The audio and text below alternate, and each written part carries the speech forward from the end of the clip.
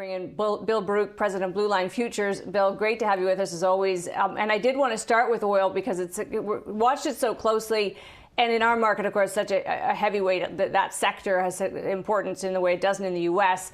What's driving it here? And I say that in the context of, for a while there, felt like it might be kind of reopening enthusiasm, but globally, that's not the case, right? We're definitely seeing setbacks globally when we think about things like air travel demand. Absolutely. The rising numbers around the world, especially India, which is the #3 consumer of oil around the world. A lot of this is weighing on it, and you're seeing the numbers rise.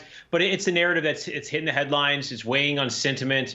We've had a good bottoming action just below $60, and we had a nice spike up last week. And ultimately, at the end of the day, I think that what we're going to see is a good buying opportunity over the intermediate to long term here at $60. I think as we move into the spring, you're going to start to see that demand continue to pick up. Then they've been picking up refinery utilization over the past several weeks, really for a good stretch since the Texas freeze.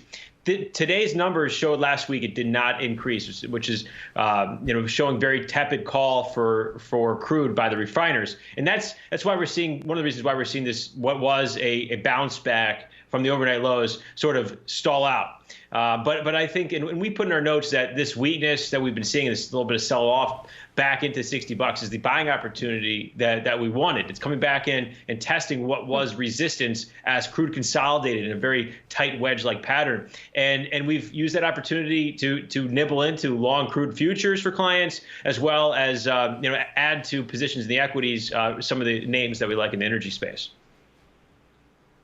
And what's your kind of long-term outlook on how high crude can get? I get a little stopped up at the fact that even here it's sort of above pre-pandemic levels, and surely global travel demand is not. And we're told of these big, pivots in energy use long-term. What do you think? Where do you think this can go in a year or even 2 years?